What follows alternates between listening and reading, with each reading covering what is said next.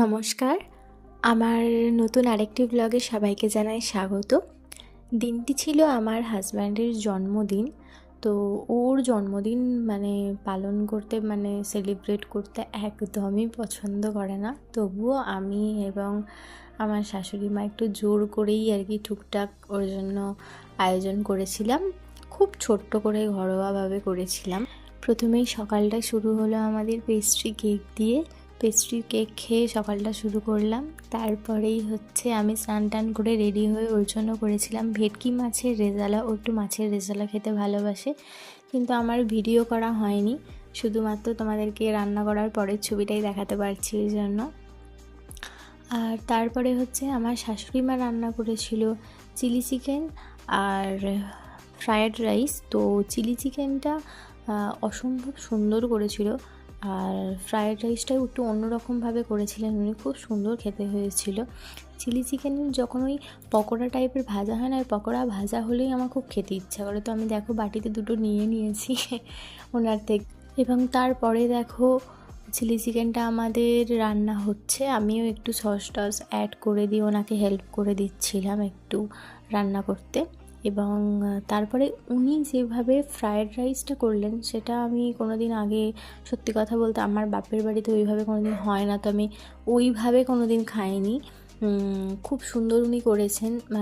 খেয়েছি বলতে হয়তো রেস্টুরেন্টে খেয়েছি, কিন্তু বাড়িতে কোনো দিন ওইভাবে আমি চেষ্টাও করিনি, কারণ আমি জানতাম না এই প্রসেসটা, যে সয়া সস, চিলি সস, একটু হালকা টমেটো সস দিলে আরও সুন্দর হয়। এবং দেখো ফ্রায়েড রাইসের কালারটা পর্যন্ত এত সুন্দর একটা এসে গেছে এই সসগুলো অ্যাড করার পরে, এবং খেতেও অসম্ভব সুন্দর হয়েছিল। উনি সমস্ত রান্নাই খুব সুন্দর করেন, এবং সেদিনকার রান্না তো ফাটিয়ে দিয়েছেন। এবং সমস্ত কিছু আমরা এই যে আয়োজন করেছি ছোট্ট করে। আর তারপরে আমার হাজব্যান্ড খেতে বসে গেছে। ও তো কিছুতেই ছবি তুলবে না, ভিডিও করতে দেবে না, তবুও আমি জোর করে চেষ্টা করেছি তোমাদের একটু দেখাবো বলে। তারপরে আমি আরও দুজনে বিকালবেলা একটু বেরিয়েছিলাম। মাঝে মাঝে আমার গলাটা ধরে যাচ্ছে, কারণ আমার খুবই গলার অবস্থা খারাপ। দুজনে বেরিয়েছিলাম বিকালে একটু ঘুরতে, কারণ ওদের বাড়ির খুব কাছেই আছে দামোদর নদ।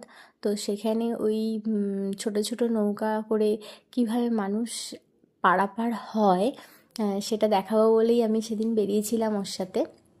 দেখো সেই ভিডিওগুলো আমি অ্যাড করে দিলাম, তোমরা একটু দেখো, খুব ভালো লাগবে। এত সুন্দর প্রকৃতিটা এই জায়গাটার, গেলেই মনটা ভালো হয়ে যায়। আমি এর আগেও গেছি ওর সাথে একবার, আমার এত ভালো লেগেছিলো যে সেদিন ওকে আবার বায়না করলাম যে আরেকবার নিয়ে চলো আমাকে।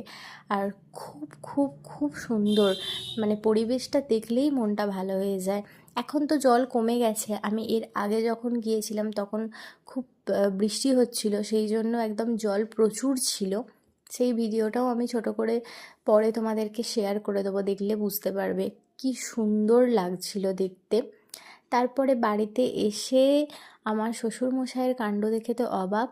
তিনি একটা বার্থডে কেক নিয়ে এসেছেন, এবং সেই কেকটা একদম বাচ্চাদের মতো, ছোট্ট বাচ্চাদের কেকের মতো।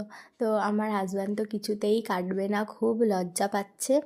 কিন্তু আমার হাজব্যান্ডের জেঠুর ছেলে, দাদা হয় সম্পর্কে, তার একটা পুচকে বাচ্চা আছে, বলছে তাকে ডেকে আনি, তাকে দিয়ে কাটাবো। তো যাই হোক, অবশেষে তাকে ডেকে এনে তার হাত ধরেই কাটলো। যাই হোক, তবু কেক কাটিংটা হলো এই অবশেষে, এটাই সবথেকে বড় কথা। তো আজকের ব্লগটা এইটুকুই। সবাই ভালো থেকো, ওকে সবাই আশীর্বাদ করো। টাটা।